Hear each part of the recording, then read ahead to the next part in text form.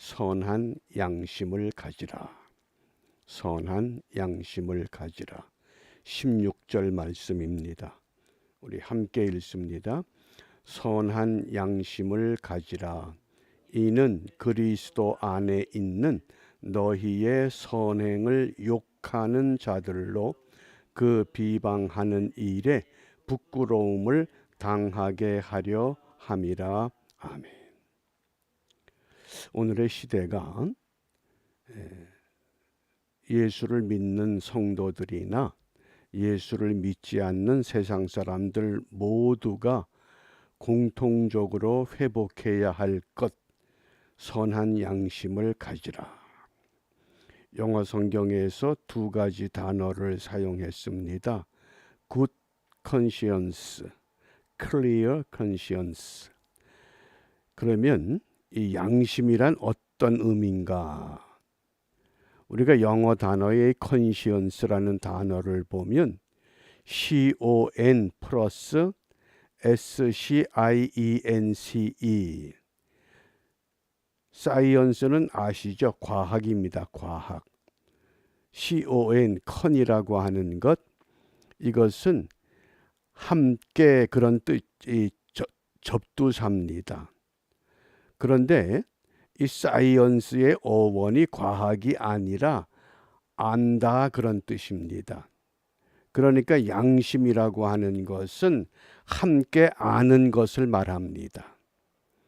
그 헬라어 성경에서도 그런 의미로 수네이데시스 이렇게 표현이 됩니다. 함께 본다, 함께 안다 그런 뜻입니다. 무엇에 대해서? 도덕적인 의식과 도덕적인 깨달음에 대해서. 그러니까 모든 사람들이 태어날 때는 양심을 가지고 태어났습니다. 함께 안다는 뜻입니다. 모두가 태어날 때부터 아는 것, 그것이 양심입니다. 이것을 성경에서는 두 가지 양심으로 표현합니다. 그 첫 번째가 선한 양심입니다. 그래서 선한 양심을 착한 양심, 깨끗한 양심, 청결한 양심 이렇게 표현합니다. 선한 양심, 착한 양심, 깨끗한 양심, 청결한 양심. 그러면 선한 양심의 반대는 무엇인가? 우리가 언뜻 생각하면 선한, 악한 이렇게 생각하기 쉽습니다. 근데 성경은 그렇게 표현하지 않습니다. 그래서 먼저 이 양심이라고 하는 것을 종교개혁자들은 어떻게 정의했는가? 루터는 기독교가 양심의 종교다. 칼빈은 하나님의 법정 앞에서 드러나는 것이다. 한마디로 말하면 양심이라고 하는 것, 이 선한 양심, 착한 양심, 깨끗한 양심, 청결한 양심, 이것은 하나님의 말씀과 영적인 교류가 가능한 통로 이렇게 정의했습니다. 이게 종교개혁자들이 양심에 대한 정의입니다. 거룩하신 하나님, 영이신 하나님과 영적인 교류를 어떤 통로로 하느냐? 양심으로. 그래서 함께 아는 것, 태어날 때부터 누구나 다 하나님을 알 수 있도록 태어났습니다. 그런데 이런 선한 양심이 어떻게 바뀝니까? 이 인디안 원주민들은 양심을 이렇게 가리켰다고 합니다. 사람이 태어날 때 두 개의 양심이 마음속에 자리를 잡는데, 하나는 삼각형의 양심, 또 하나는 둥그런 모양의 양심. 그래서 처음 태어날 때는 삼각형 양심이 더 크다고 합니다. 그래서 거짓말을 하든지 잘못하든지 나쁜 길에 서면 이 삼각형의 양심이 마음 속에서 빙글빙글 돌면서 마음을 찌른다고 합니다. 그때 깨닫습니다. 그런데 시간이 지나고 나이가 들면서 이 삼각형의 양심보다도 둥그런 양심이 더 커져서 뾰족한 걸 느끼지 못하도록 만들어 버리는 것. 그러니까 이 선한 양심의 반대를 성경은 화인 맞은 양심 이렇게 표현합니다. 디모데전서 4장 2절에 자기 양심이 화인을 맞아서, 그러니까 삼각형의 양심이 둥그런 모양으로 바뀌어 버린 겁니다. 선한 양심의 반대는 악한 양심이 아니라 화인 맞은 양심, 깨닫지 못하는 것, 잘못하고도 깨닫지를 못합니다. 그래서 화인 맞은 양심의 특징을 자기 양심이 화인을 맞아서 외식함으로 거짓말하는 자들이다. 거짓말한다는 것, 이 거짓말이 화인 맞은 양심의 특징입니다. 그래서 화인 맞은 양심을 선한 양심으로 회복하기 위해서는 우리의 기준은 하나님의 말씀이 되어야 합니다. 또 성령의 그 세미한 음성을 들어야 됩니다. 그때 우리가 우리의 잘못, 죄를 깨닫고 고백할 수 있습니다. 그 히랍의 철학자 피타고라스의 제자가 어느 날 시장에 들렀다가 어느 신발 가게에 마음에 꼭 맞는 신발 하나를 골랐습니다. 그런데 장을 보기 위해서 나온 것이 아니었든지 주머니에 돈이 없습니다. 그래서는 그 신발 가게 주인에게 내가 지금 돈은 없으니 내일 가져다 주겠소. 그 당대 유명한 피타고라스의 제자니까 상점 주인이 그렇게 하시라고, 그러고 이제 집으로 돌아왔습니다. 신발을 신어보니까 얼마나 편하고 좋은지 모릅니다. 그 다음 날 신발 가게를 찾아서 신발값을 주려고 하니까 하룻밤새 신발 가게 주인이 세상을 떠나고 새로운 주인이 가게를 맡아서 운영합니다. 어떻게 해야 될까요? 순간 그 마음속에 신발 한 컬레 공짜로 생겼구나. 그러고는 슬그머니 그 가게를 돌아서서 나왔습니다. 그런데 집으로 오는데 자꾸 마음속에서 뭔가 자꾸 찌릅니다. 그 인디언들이 말하는 삼각형의 양심이 살아있는 겁니다. 밤새도록 괴로워하다가 그 다음날 그 신발 가게에 찾아가서 새로운 주인에게 자초지종을 이야기하고 돈을 내놓으면서 그 피타고라스의 제자가 이렇게 고백합니다. 세상 사람들에게는 그가 죽었지만은 내게는 살아 있습니다.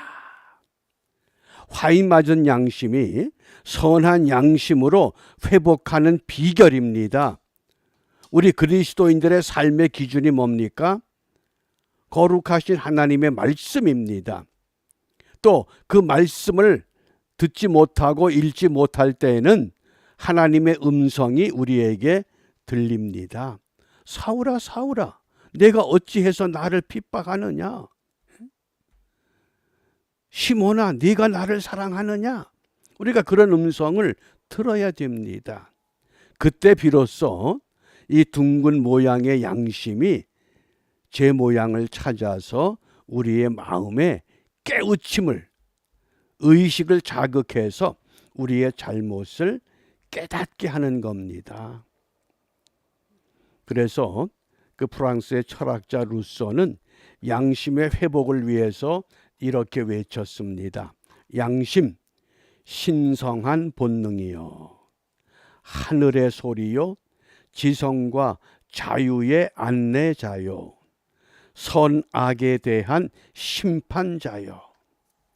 인간 본능의 우수성과 도덕성의 근본이다.